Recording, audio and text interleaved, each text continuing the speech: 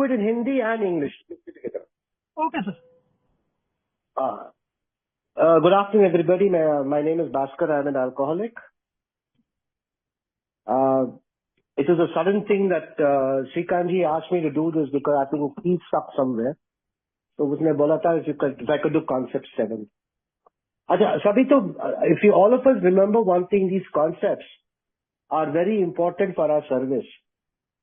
And especially when it comes from हमारा पास 6 से 7, after starting from 6, सभी concepts are towards the board and trustees. अभी तो conference हमारा concept 7. Why did first of all Bill write the concept? The concept, so why he wrote in the beginning itself is because so that we don't deviate from what AA is all about. And also उसके बाद as a safeguard, also if we go somewhere wrong, we can always come back and follow it. To safeguard our fellowship, Bill made it very clear that we need to follow the concepts. Here concepts is mostly done only in service. Or another important thing for us is that to understand that from concept 1 onwards to concept 6, which is directly for groups, service bodies, everything. Now, हमारे पास let's understand two things here before I go into the concept 7. There is a difference between group and there is a difference between service body. Conference can never tell the group what they should or shouldn't do. Because concept is not bothering with the groups. The conference. The conference deals directly with the service bodies.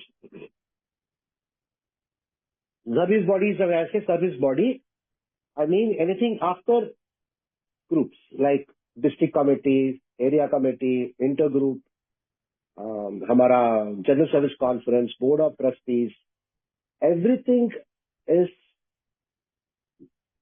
all done through conference only. क्योंकि conference in the concept 1, it says very clearly that groups are the ultimate authority who have handed over their complete powers to the General Service Conference through their delegates. In concept 2, it says for all our practical purpose, हमारा service के लिए, for all practical reasons and active voice and conscience of our entire fellowship belongs to the General Service Conference. General Service Conference may whatever they say, it has to be followed. In the service structure.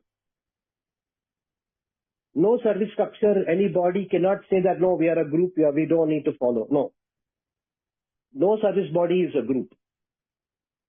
All of them are elected bodies, means we have to follow the conference. So concept 7. The conference recognizes that the charter and bylaws of the General Service Board are legal instruments that trustees are hereby fully empowered to manage and conduct all of world service affairs of Alcoholics Anonymous. यहाँ से keep one thing in mind. When we say concept is for world service, it is also for our service. One thing we need to understand is that when we talk about US, now we got when in 1987 it was decided that we need to have a general service here in India, and our members wrote to New York. New York told that please open up your general service, we'll give you license for printing and you start your general service conference and board. So whatever applicable in the concept in New York is also applicable for us here in India. So when the board was formed, when the trust was formed, a service manual along with a charter talks about what we will do, what we won't do. It's like a legal instrument. This is given to the charity commissioner. So it becomes almost as good as a legal instrument. So we cannot deviate from that, from the charter. But from the bylaws can always verify, can change. It can change from experience to experience. For example, for many years we were going through, conference was having the trustees, working trustees from Mumbai. After that we got, we got the open sky policy. Then we decided we'll change some of our policies to nomination, say, or for election, for all these things. We had our own, through experiences, we kept changing and keep changing. But all that comes under the bylaws. Now the charter, whatever it is, has to be maintained and it has to be run by the fellowship without any change. If any change is required, 2/3 majority of not delegates, but the entire fellowship has to come up and agree to it. So what we understand is that legally, the trustees of the General Service Board of Alcoholics Anonymous India are a legal entity. Although if anybody puts a case or there is a problem or some issue comes up with government, the only people who can answer on behalf of Alcoholics Anonymous is the Board of Trustees. Every trustee is legally bound by the law and cannot deviate from what the law says. Alcoholics Anonymous is protected. The fellowship is protected completely. So, whatever we do, the Board of Trustees are the ones who are legally bounded and have to take care of all the legal aspects of what the trust wants. Additionally, though the power is given, they say no that they are the ultimate. They say no that they are fully empowered to manage and conduct all of world service of Alcoholics Anonymous. It is further understood that the conference charter itself is not a legal document, that it relies upon the force of tradition and the power of AA for final effectiveness. Now, we say very clearly in AA, there is no authority. Nobody is authorized to do anything. Nobody can govern. Nobody can say that I am this, I am that. We all serve a post. Every AA member who gets an opportunity serves a post. They're not the post. I have served as a delegate. I have served also as a trustee. But I served the post of a delegate. I served the post of a trustee. Doesn't mean that I become a trustee. That doesn't mean that I am the delegate. I hope you can understand from that. Because what we do in service, we don't serve. We serve the post of such position given to us. Which means we derive no real authority from the post we serve. इसलिए तो we depend on the conference. The conference will give the mandate to the Board of Trustees what they should and shouldn't be doing. But the conference cannot tell the trustees or cannot command the trustees or cannot govern the trustees. Because it is very clear that the trustees are the ones who will run the fellowship at the end. But where does the money come from? Now we all talk about, we can do this, we can do that. Well, ultimately the money comes from where? It comes from the groups. It comes from the AA members. This money, the funding we get for all our conference, for our service to do service, Everything is self-supported through AA membership and through sale of literature.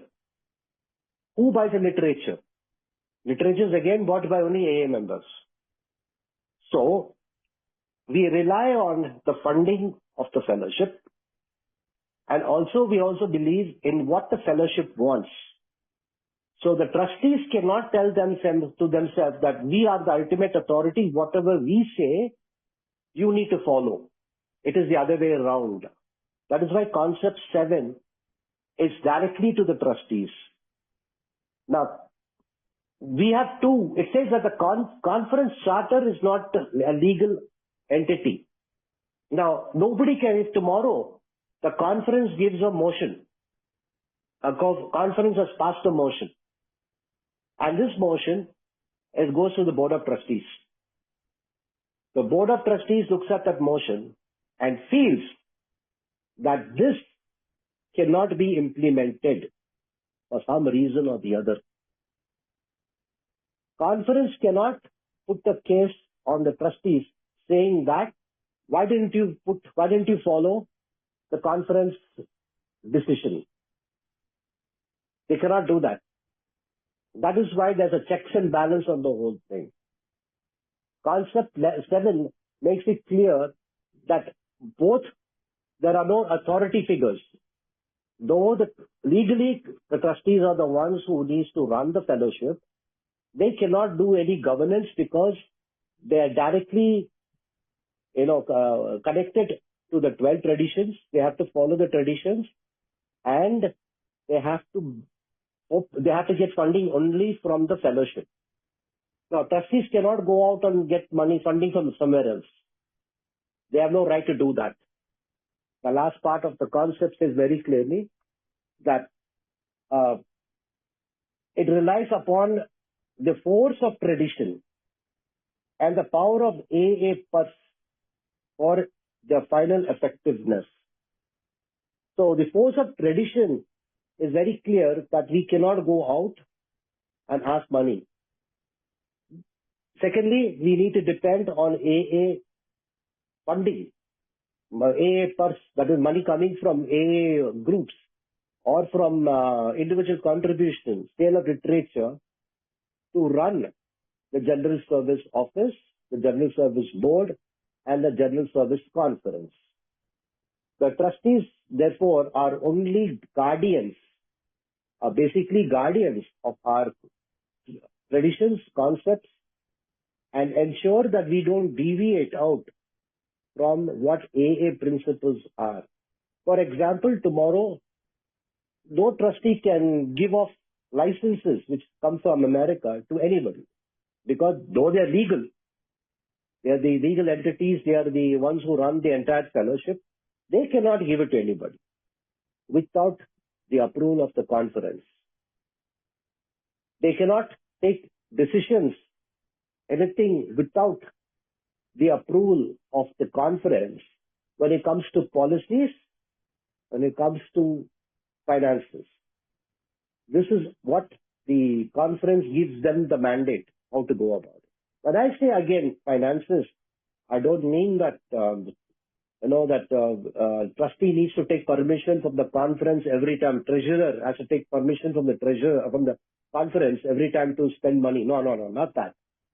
When I say that way, it means that if tomorrow, if book prices need to be increased, if the book prices need to be reduced,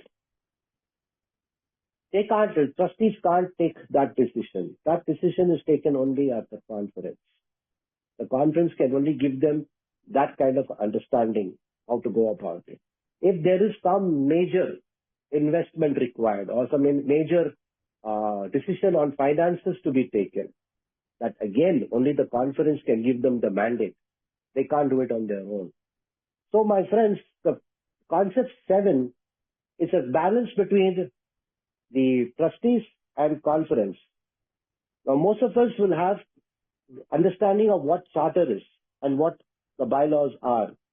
And in our service manual, from our General Service Manual of India, contains the charter and it contains the bylaws of our fellowship. It also has one more thing very clearly in that, how the conference is run, what the conference can do, and what the conference is limited to do. But no conference can tell groups. Now, when I talk about groups, I'm talking about recovery groups, what they should and shouldn't be doing. But the conference voice is binding to the entire service structure of India, wherever it may be, whichever smallest part of intergroup or district committee or whatever it is. When they say that we have formed a committee to do service, then the active voice and the conscience of the entire fellowship lies with the conference. So every service entity has to follow what the conference mandates, whether they like it or not. So this is what I can understand and give you a bit on the concepts of concept 7. But if you have any doubt on any other concepts, I think I can be happy to give you my experience and my sharing on it. My sincere apologies on behalf of Mr. Srikanth, because he had to rush somewhere and he asked me to plug in immediately. And I'll be very honest with you, I have not been prepared for this. I am just giving you what I understand and what I have practiced it as being a trustee in the General Service Board.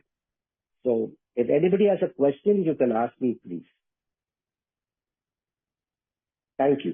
Bhaskar जी बहुत बहुत धन्यवाद आपका इतने short time पे आने के लिए। Rajesh ji sir आप कुछ इसमें ऐड करेंगे?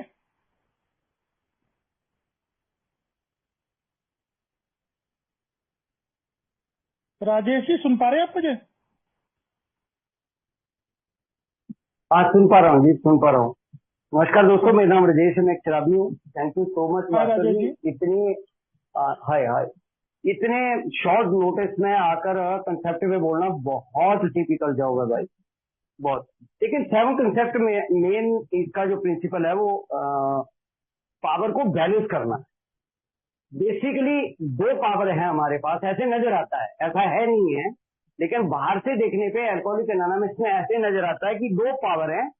एक जनरल सर्विस बोर्ड है, जैसे कि इस एलोस्ट्रिक्शन में लिख रखा है कि वो ऐसे लग रहा है जैसे चट्टान की तरह है कि कोई चट्टान खड़ी है, और दूसरी तरफ जो जनरल सर्विस कॉन्फ्रेंस है, अच्छा वो लग रहा है कि एक पावर दूसरी पावर को हिट कर रही है क्योंकि चट्टान पे कोई भारी वस्तु आकर लग रही है। अच्छा पावर कौन कौन सी है भाई?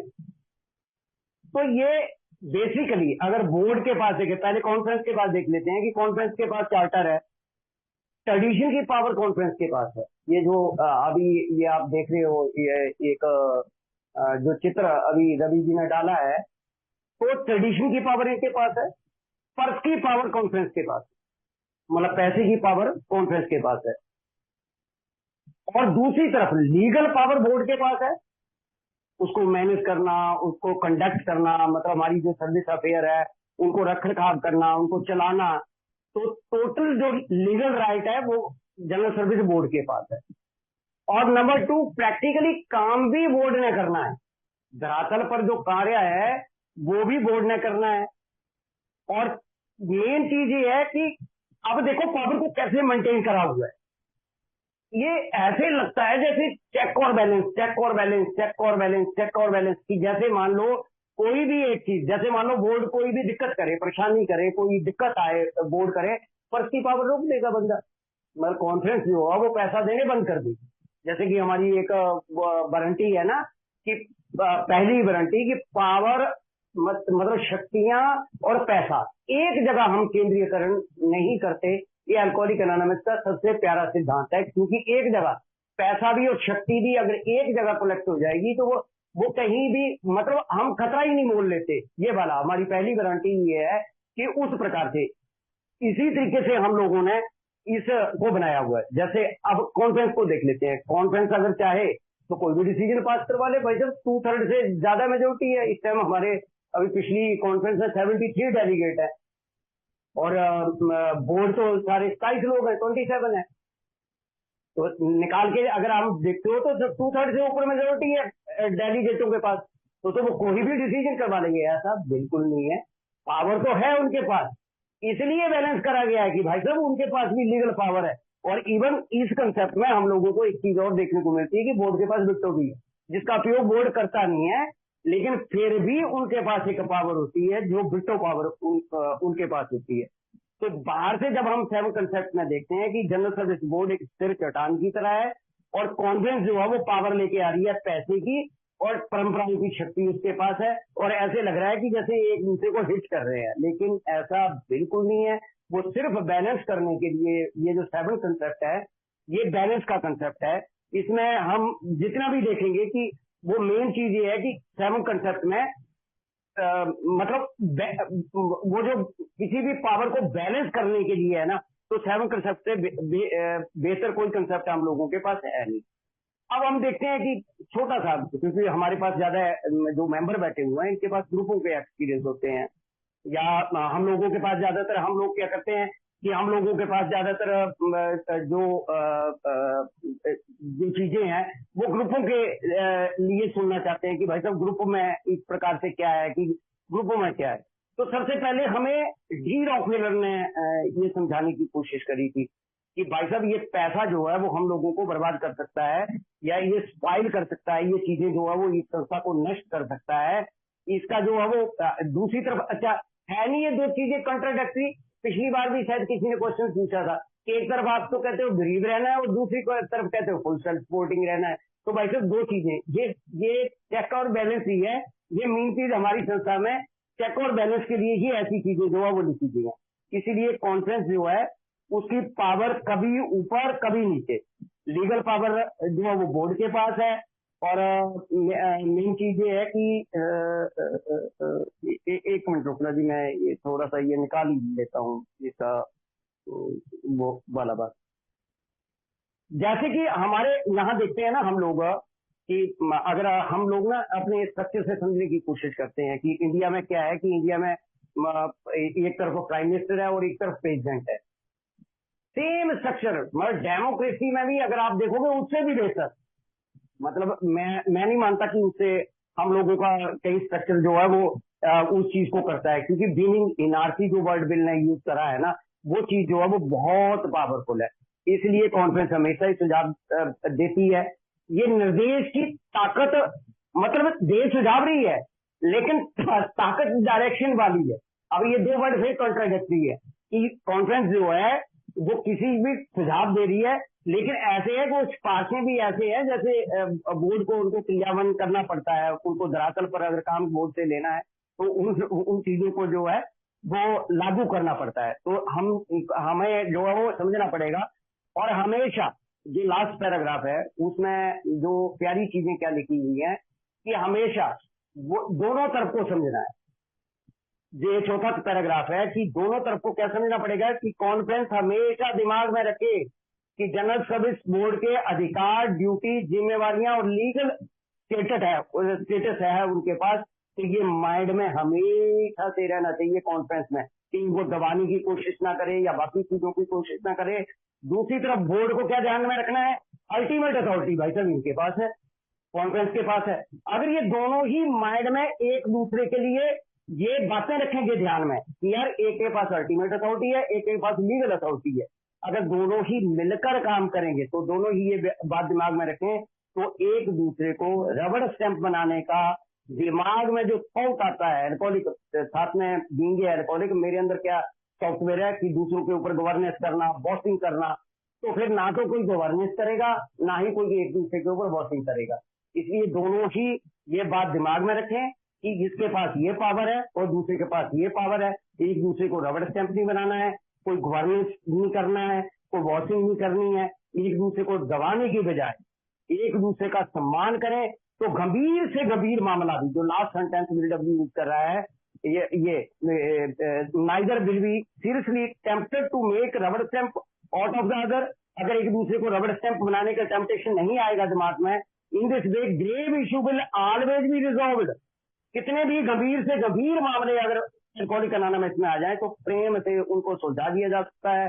Harmoniously cooperation will be general rule. तो देखो जी रूल क्या है एल्कोहलिक एनोनिमस में, गंभीर से गंभीर काम भी जो हो प्रेम प्यार से भाईचारे से हल हो जाएंगे और एक दूसरे का हर संभव सहयोग करने के लिए हम लोग तैयार हो जाएंगे। तो ये दोनों के पास पावर है, दोनों के पास ही अथॉरिटियां हैं, दोनों ही एक अलग इकाइयां हैं, तो दोनों को ही एक दूसरे का जो है वो सम्मान करना है। अब आते हैं जी ग्रुप के पास, जो मैंने शुरुआत करी थी। जैसे ग्रुप है और एंटर ग्रुप है, सेम है। ग्रुप को ऐसे मान लो आप, ग्रुप के पास जैसे अल्टीमेट अथॉरिटी है, वैसे कॉन्फ्रेंस के पास अल्टीमेट अथॉरिटी है। और दूसरी तरफ जो एंटर ग्रुप है ना, उसमें काम करके देना होता है।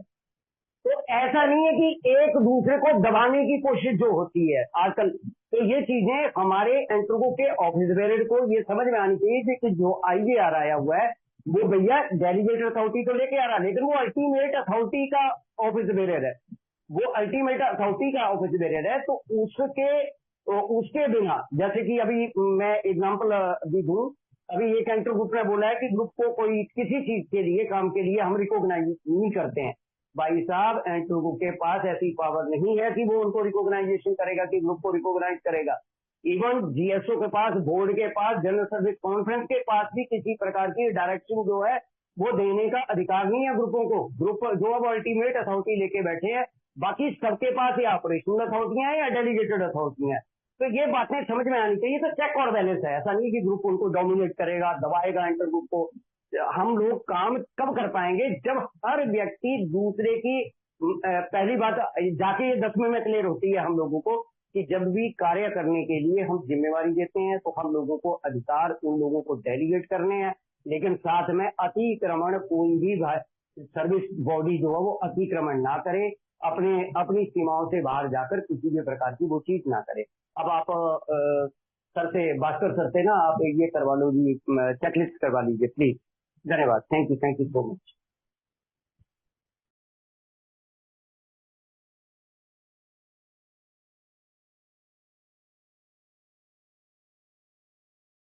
चेकलिस्ट का मैं पहला क्वेश्चन, हाँ चेकलिस्ट का मैं पहला क्वेश्चन पढ़ता हूँ, फिर उसके हिसाब से आंसर देते हैं। फर्स्ट क्वेश्चन है, what is conference charter and what are the conference bylaws. Conference charter क्या है और व्हाट आर द कॉन्फ्रेंस के बाय लॉज क्या है। भास्कर सर आप बताएंगे। Unfortunately, I'm not prepared, but I will try my best. The conference charter here it is defined by our service manual. What conference will be, what is the scope of conference, what conference will do, what conference won't do, and what is the composition of the conference. I told you again, this is something I'm not being prepared. I just jumped in, okay, to help out the Srikanth sir. And again, I've said the one thing is that the conference, the charter always tells you exactly what is the motive behind having our conference. There is a charter. It is there in our service manual. If you have this general India service manual, you can see it. If not, I'll have to look in the US service manual. But generally, that's what it means. What is the motive of the conference? What is the scope of the conference? And what we are going to do in that conference. The bylaws is how will we do how we will do it? How are we going to implement all what we are talking about? How many delegates will be there? All those things. So I'm very sorry, I'm not prepared for this answer. So I hope Mr. Rajesh can give a better answer than I can give.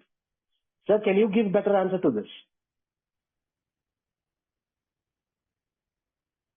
Rajesh ji. Okay जी, okay. I'm not prepared. I'm sorry. I'm very, very sorry. नहीं sir, कोई भी नहीं कर सकता answer बिना prepare करे concept पे आंसर करना। लेकिन ये आपके सारे ही प्रश्न एक जैसे हैं भाई साहब, ये लगभग रवि जी। कॉन्फ्रेंस चार्टर एक इनफॉर्मल डॉक्यूमेंट है, एक एग्रीमेंट है, फेलोशिप और बोर्ड के बीच में एक एग्रीमेंट है, उसे कॉन्फ्रेंस चार्टर बोलते हैं, इनफॉर्मल डॉक्यूमेंट है। और जो ये बाइला भी पूछा है ना, हाँ, बाइला जो है वो लीगल डॉक्यूमेंट है, किसी भी देश के उसके कानून के मुताबिक उसके अकॉर्डिंग बाइला बनते हैं। बाइला जो है वो लीगल डॉक्यूमेंट है और ये एक इनफॉर्मल डॉक्यूमेंट है। इनफॉर्मल डॉक्यूमेंट मतलब एक एग्रीमेंट है। चार्टर जो है, कॉन्फ्रेंस चार्टर जो है वो एक एग्रीमेंट है, उसके पास पावर, हालांकि स्टेप, ट्रेडिशन और कंसेप्ट है। अगर आप अपने जनरल सर्विस मैनुअल में देखोगे तो जैसे भी चार्टर लिखा हुआ है तो उसमें जो है वो पहले स्टेप, फिर ट्रेडिशन, फिर कंसेप्ट की बात करी गई है। और जनरल सर्विस ये जो बाइला है जनरल सर्विस बोर्ड के, ये एक लीगल डॉक्यूमेंट है। ये बाकी चीजें तो जो उस देश के संविधान या कानून के अकॉर्डिंग होती हैं, लेकिन स्टेप, ट्रेडिशन और कंसेप्ट हमारे ही उसमें ऐड होते हैं। बस ये थोड़ा सा इसमें मैं कंट्रीब्यूट कर सकता हूँ, ज्यादा मैं भी नहीं कर सकता सर। नेक्स्ट क्वेश्चन पे चलते हैं। How does the conference charter differ from the GSP charter? Conference charter general service board के चार्टर से कैसे भिन्न है? भिन्नता है सर, भिन्नता एक ही है, एक इनफॉर्मल डॉक्यूमेंट है, दूसरा लीगल डॉक्यूमेंट है।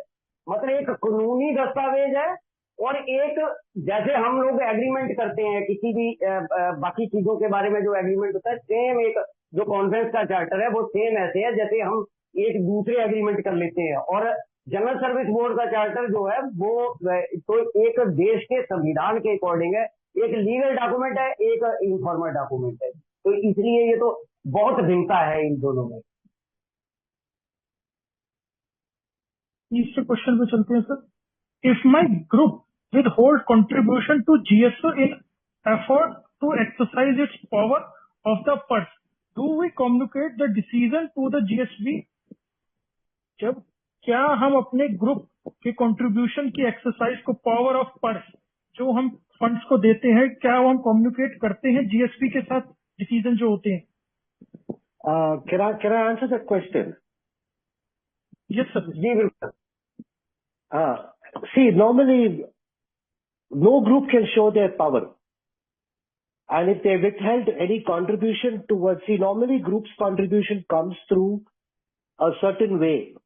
One, they can directly contribute to general service, or they can contribute through their service entity, through their intergroup or through the area committees, and then come to the general service. Now, if there is an issue going on there, if a group is not willing to contribute, normally the delegate of that area will try to solve that problem. If the delegate can't solve that problem, then the trustee of that region will try to solve that problem. This has got communicating to the general service board. The general service board has no authority to tell them that they can or they cannot contribute. It is voluntary contribution. So the thing is, if a group is not not going to contribute, then it is a matter of delegate and trustee to try to sort that issue, and not to ask them what is their issue is, so that they can solve it then and there. But there is no I'm going to report you to general service board, I'll report you to all that. Each group has got its own autonomous thinking, whether they want or they don't want to. It is also advisable if it has happened before. An example I'll give you. Many years back, a group in Banglore received a large sum of money as contribution towards literature translation. But when the person contributed, he said that the translation should be used, this money should be used only for translating certain language, for which the area, at that time it was intergroup, and also the general service that time said, no, if you want to contribute towards literature, you contribute. But you cannot tell us that for which language you're contributing it for, because it is up to us to see which language you want to take it. And if you don't like it, please take back your contribution. We don't need it. You take back your contribution, because you cannot tell us what we should or shouldn't be doing with the money that's come to us. That is up to the board, up to the conference to decide what to do with that kind of money. But yes, we'll accept it. If you say it's only for literature translation, we'll use that money for whatever it is. But which language, you cannot tell us that. So this is a matter of delegate and trustee, more than going and complaining it to the general service board. This is my understanding. Rajesh, you can add it on that if you want to, please.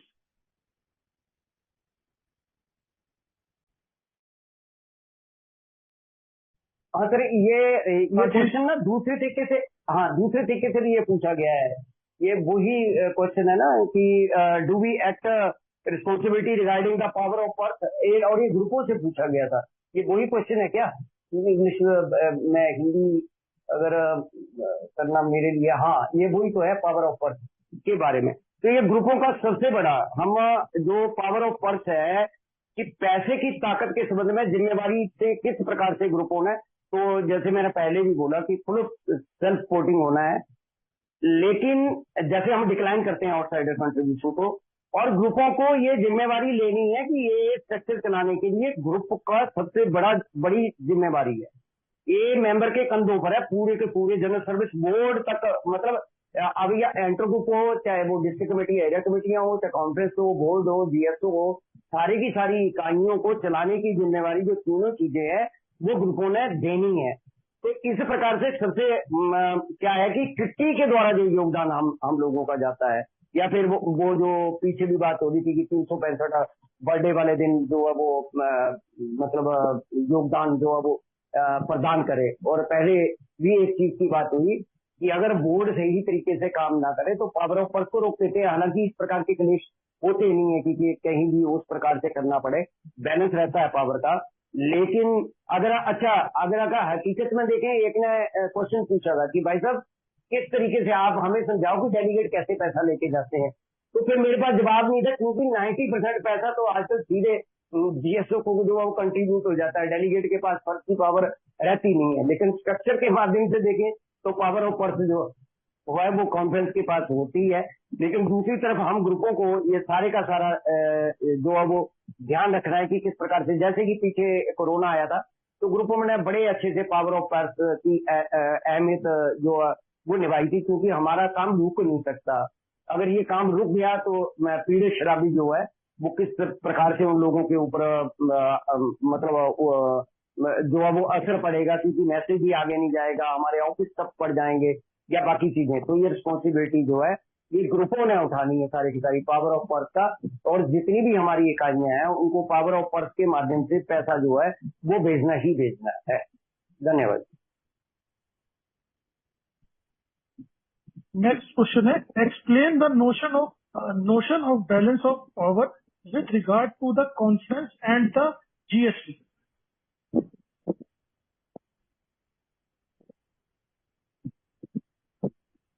Bhaskar ji बोलेंगे इसके बारे में? हाँ, देखिए Rajesh sir very very very nicely explained it. He beautifully explained it already. The balance between the conference and the board. Am I right, Rajesh जी? जी बिल्कुल, जी sir,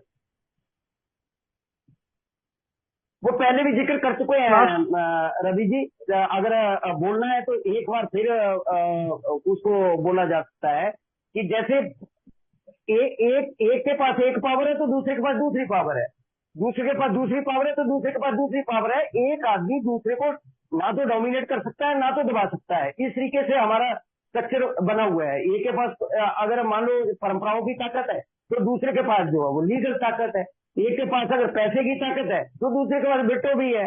एक के पास जो है वो अगर मतलब काम नहीं, मान लो कॉन्फ्रेंस एडवाइजरी एक्शन भेज रही है और बोर्ड काम नहीं कर रहा है तो पीछे से फंड को रोका जा सकता है। तो इस प्रकार से ये बैलेंस करा हुआ है हमारी पूरी की पूरी जो स्ट्रक्चर में अगर आप देखोगे तो बहुत ही अच्छे तरीके से जो है वो बैलेंस करने की उसको कोशिश करी गई है कि और है सच में उसका बैलेंस है। अगर वो दोबारा रिपीट करना हो तो वो मैं दोबारा रिपीट कर सकता हूँ, लेकिन वो रिपीटेशन ही होगा। रवि जी धन्यवाद। I'd just like to add one thing. यहाँ से what is the important thing in the balance between the power of both is that one without the other cannot survive. One cannot work without the other. और most important thing इसमें क्या चाहिए हमको is unity.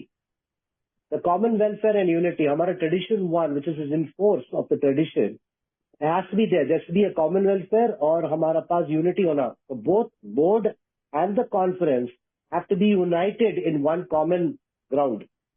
So only then the effectiveness of the fellowship working starts. So इसलिए तो it's very important to use the conference or to use the tradition in the conference. Thank you. Next question है, the practical power of conference is superior to the legal power of general service board. Where does the power come from? I'll just answer that quickly. First of all, the biggest power that comes from both all entities is from the fellowship. It is from the groups. The groups will tell us what we should and shouldn't be doing. Additionally, to understand that the conference is the spiritual body of our fellowship. The business body is the board. The general service board is just material. This is the more of the business part. But the spiritual, the most important guidance that comes from us is from the conference. So there's a mix of both. There is no supreme. In conference cannot be supreme, nor can the board be supreme. It is the balance that takes care of the entire functioning of the fellowship. But this ultimate authority for everything is the fellowship through its groups. And that is very clear from concept one. This is my understanding. Rajesh, you can please go ahead. बिल्कुल clear है sir. हमेशा ही हमारी जो संस्था का प्रारूप है वो आध्यात्मिकता में बता हुआ है, और वो पावर जो है वो हमारे ग्रुपों के पास है। ग्रुप उस पावर को डेलीगेट करते हैं आगे अपने मतलब ऑफिस बेरर को, और लीगल पावर के ऊपर हमेशा से जो आध्यात्मिक पावर है, हमारा भी मानना है, दुनिया में भी इसी प्रकार से है। जो आध्यात्मिक शक्ति होती है वो हमेशा ही पावरफुल रहती है। और बैलेंस ऑफ पावर का मैं आपको एक घर का एग्जांपल देता हूँ। जैसे हमारे बीच में पति और पत्नी का संबंध होता है, और किसी घर को बेहतर तरीके से चलाना है, जो अभी भास्कर जी ने सेंटेंस बोला ना कि एक दूसरे के बिना काम नहीं चल सकता, तो यूनिटी और कॉमन वेलफेयर को ध्यान में रखना है। तो जैसे एक पति है पैसा कमा के लाता है, पैसे की पावर पति के पास होती है, डिसीजन पति के पास होता है। अब पत्नी क्या करती है भाई साहब? पत्नी ट्रस्टियों का काम करती है। पत्नी जो है वो धरातल पर क्या खरीदना है, बच्चों की फीस कब देनी है, बिजली का बिल कब देना है, देश का खाना कब तैयार करना है, कैसे इसको ऑफिस भेजना है, या बाकी चीजें। पहले मैं पत्नी को बोलता तू करती क्या है, तू तो पूरा दिन यही, तू करती नहीं है कुछ भी। वो भाई साहब बाद में अल्कोहलिक एनोनिमस में आने के बाद पता लगा कि 10 बजे मैं ऑफिस इसलिए आ पाता हूँ कि मेरी पत्नी 5 बजे उठ जाती है सुबह। पत्नी कम काम नहीं कर रही है, वो ठीक है, तू डेलीगेट है, पैसा ला रहा है, डिसीजन तेरे माने जा रहे हैं, बाकी चीजें हो रही हैं, लेकिन अगर घर को सही तरीके से चलाना है, हार्मोनी से चलाना है, तो ये प्रैक्टिकल रिस्पॉन्सिबिलिटी देखनी पड़ेगी कि देखो धरातल पर प्रैक्टिकल रिस्पॉन्सिबिलिटी वाइफ निभा रही है, पैसे का काम मैं कर रहा हूं, तो ये अगर मैं उसे ओपन हैंड नहीं दूंगा तो गंभीर समस्या आएगी। अगर मैं हर बात के लिए तू पर्चा लेके आ, मैं तेरे को 500 रुपया दे के गया था, कैसे खर्च करे, तो वो रोज जो है वो घर में क्लेश होगा। अगर घर को सही तरीके से चलाना हो तो 7 कंसेप्ट अप्लाई कर लो घर में कि अपने आप को डेलीगेट बन जाओ, पत्नी को ट्रस्टी बना दो, जब तक काम ठीक करी या उंगलबाजी करनी बंद कर दो, या बाकी चीजें। तो देखना कि वो मतभेद होता है लेकिन मन भेद नहीं होगा, वो तुरंत ही सुलझा लिया जाएगा। कोई भी गंभीर इशू, जैसे उसमें लास्ट में लास्ट पैराग्राफ इसका लिखा हुआ है कि भाई साहब दोनों को ही समझना है कि एक दूसरे के पास शक्तियां हैं, और मुझे भी समझना है कि अगर ये मायके चलेगी, टिफिन बंद हो गया तो बीमार पहले ही रहता है, भाई साहब 2 दिन भी सर्वाइव नहीं कर पाएगा इसके बिना। तो ऐसे ही बोर्ड और कॉन्फ्रेंस के बीच में संबंध है, जैसे पति और पत्नी का संबंध है। तो दोनों को अगर हार्मोनी से घर चलाना है तो बैलेंस ऑफ पावर, जो इसने पूछा है कि बैलेंस ऑफ पावर को कैसे करना है, तो इस तरीके से हम बैलेंस ऑफ पावर अगर 7 कंसेप्ट हम घर पे लगाएंगे तो भाई साहब हम दोनों ही आप पावर को बैलेंस कर सकते हैं कि एक दूसरे के ऊपर एक दूसरे को डोमिनेट करने की जरूरत नहीं है, एक दूसरे को दबाने की जरूरत नहीं है। वो पत्नी है, वो मेरी नौकरानी नहीं है, और पत्नी को समझना है वो पत्नी है, वो मेरी मां नहीं है। तो अगर पत्नी इन बातों को समझेगी, मैं उन बातों को समझूंगा, तो घर बेहतर तरीके से चलेगा। थैंक यू जी, थैंक यू सो मच। बहुत बढ़िया राजेश जी। अब सर वैसे इस क्वेश्चन आंसर पूछिए थे ग्रुप के, अगर किसी को क्वेश्चन हो तो कोई क्वेश्चन पूछना चाहेगा, या किसी को कुछ क्लियर ना हो तो वो पूछना चाहेगा। भास्कर जी और राजेश जी दोनों हैं। राजेश जी मेरा एक क्वेश्चन था कि जैसे सर कॉन्फ्रेंस चार्टर है और कॉन्फ्रेंस बायलॉज है, अब ये सर अगर हमें पढ़ने हो तो ये मिलते कहाँ से हैं सर? जनरल सर्विस मैनुअल में भाई सर, हमारी जनरल सर्विस मैनुअल में है ना, और अगर बिल्कुल ही आपको वही चाहिए कि लिखा क्या है, तो किसी भी ट्रस्टी या डेलीगेट को बोलो, वो उपलब्ध करवा देगा। लेकिन जनरल सर्विस मैनुअल में है जी पूरे का पूरा उन्होंने डेफिनेशन दी हुई है पहले कॉन्फ्रेंस के चार्टर की, पहले कॉन्फ्रेंस को पूरा डिफाइन करा हुआ है। इवन ग्रुपों से जनरल सर्विस मैनुअल जब आप पढ़ना शुरू करते हो जी, तो पहले ग्रुप, फिर ग्रुप की मतलब जितने भी ग्रुप ऑफिस बेरर होते हैं, फिर एंटर ग्रुप पे आया है, आईवीआर और जीएसआर की ड्यूटी और रिस्पॉन्सिबिलिटी बताई है, फिर आगे कॉन्फ्रेंस का बताया हुआ है, और शुरुआती वहां से अलग चैप्टर है जी कॉन्फ्रेंस चार्टर और जनरल सर्विस बोर्ड बाइला, दोनों के अलग अलग चैप्टर हैं जी। अगर आप जनरल सर्विस उसमें मैनुअल में देखोगे ना, क्योंकि इसको डिस्क्राइब नहीं करा जा सकता, कोई नहीं डिस्क्राइब कर सकता इसको, क्योंकि वो इस तरीके से लिखा गया है। जैसे बताया मैं कि जैसे कॉन्फ्रेंस चार्टर को आप पढ़ना शुरू करोगे तो पहले तो उन्होंने यही लिखा हुआ है, इनफॉर्मल एग्रीमेंट है बीच में, और बाद में उन्होंने स्टेप, ट्रेडिशन और कंसेप्ट, फिर बाद में फोरम क्या होना चाहिए, बाद में क्या मतलब कौन कौन से लोग जो है वो वोटिंग राइट है जिनके पास कॉन्फ्रेंस में। तो इस प्रकार से वो सारे का सारा एक तरीके से लिखा गया। ऐसे फिर बोर्ड में आ जाते हैं जी। जनरल सर्विस बोर्ड के पहले बाइला की डेफिनेशन उन्होंने दी हुई है, फिर उसके बाद स्टेप, ट्रेडिशन और कंसेप्ट, फिर उनका भी इस प्रकार से इनकी ड्यूटी, इनकी रिस्पॉन्सिबिलिटी, इनकी क्वालिफिकेशन, इनके कार्य क्या है, क्या काम करना है, तो और कितने ए क्लास हैं, कितने बी क्लास है, फिर ए क्लास और बी क्लास के कामों को भी लगकर आ गया है कि ए क्लास के क्या क्या काम करते हैं, बी क्लास के कौन कौन से काम करते हैं। तो सर अगर उसमें हम जाएंगे तो वो प्रॉपर तरीके से हम लोगों को समझ में आ जाएगा। धन्यवाद।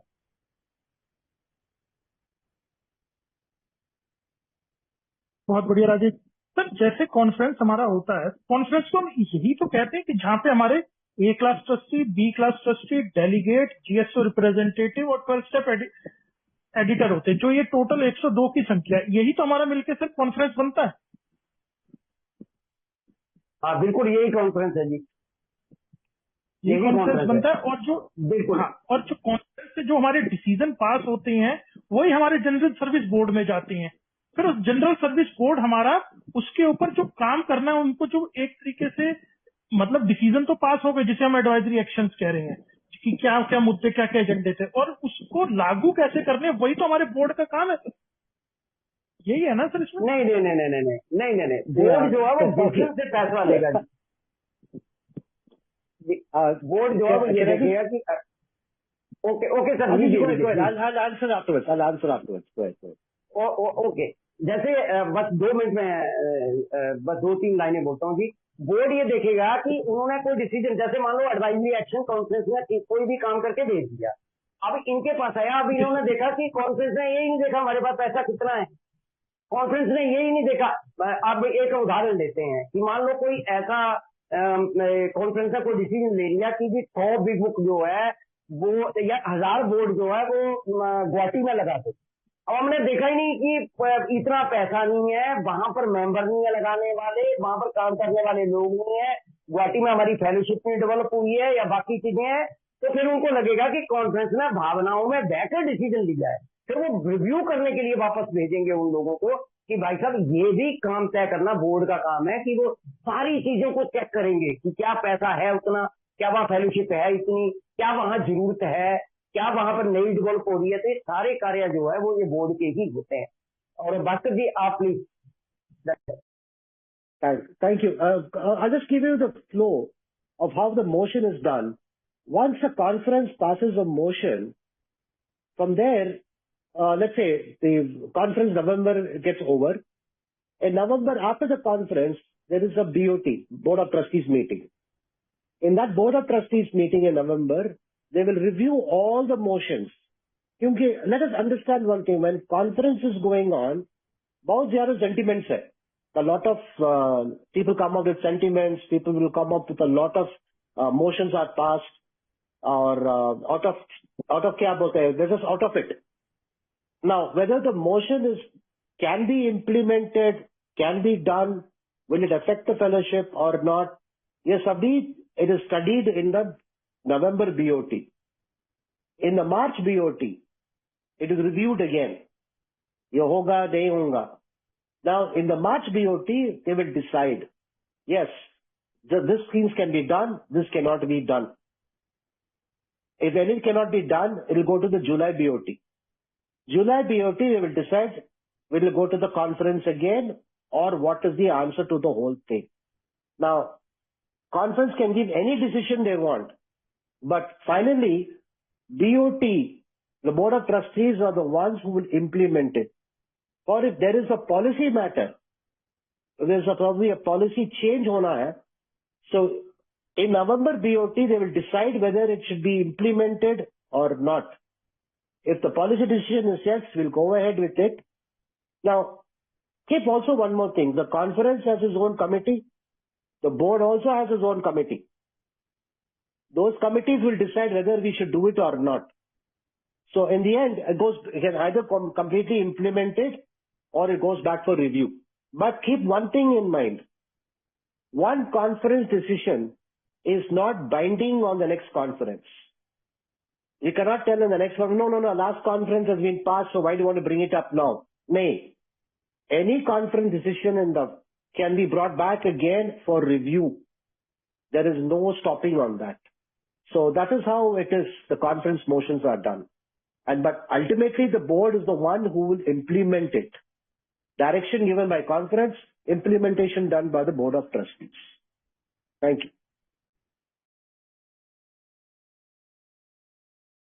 बहुत बढ़िया भास्कर जी।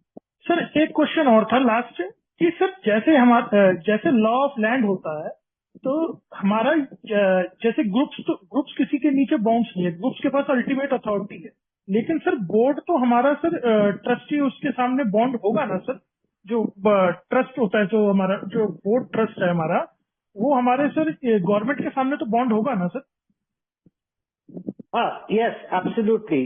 We have हमारा ट्रस्ट, दी जनरल सर्विस, उसका नाम है general service office of India, alcoholics anonymous India, the name of the trust.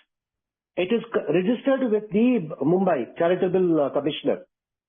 So, but apart from that, वहां से ट्रस्ट में क्या लिखा है ना, that we are, the Board of Trustees is a non-profit organization. No?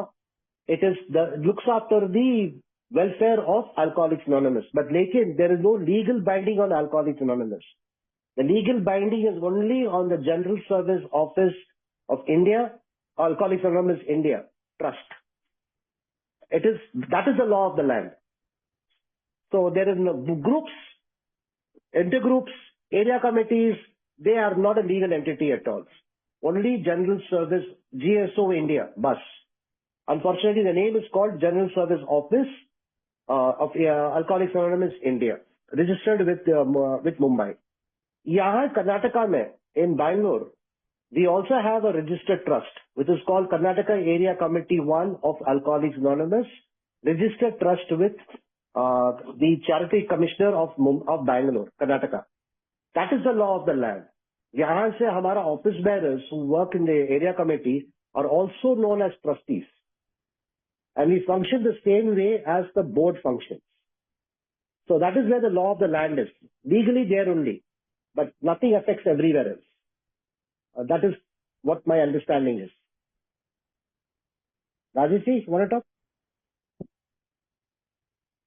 Sir इससे बेहतर जवाब नहीं हो सकता, जैसे पिछला आपने जो जवाब दिया और ये वाला जो जवाब दिया. और ये चीज रवि जी, अनफॉर्चुनेट क्या हुआ था कि हर एक देश जो है कि जनरल सर्विस बोर्ड जो है वो रजिस्टर्ड होते हैं.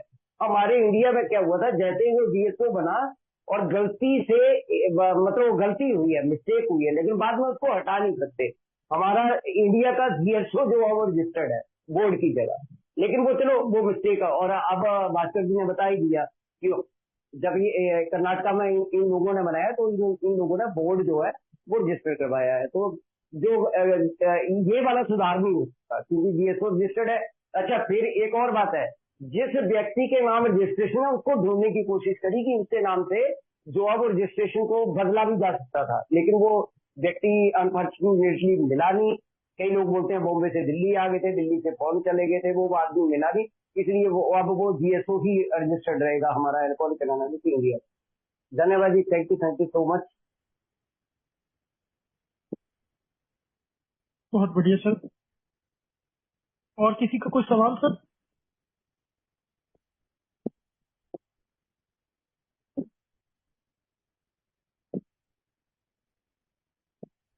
किसी का कोई सवाल नहीं है तो सर फिर मीटिंग को एंडिंग की तरफ ले जाते हैं. भास्कर सर, आप प्रेयर के साथ मीटिंग को एंड करवाएंगे? बस मैं भास्कर कृपया ध्यान दे। कृपया ध्यान दे। कृपया ध्यान दे।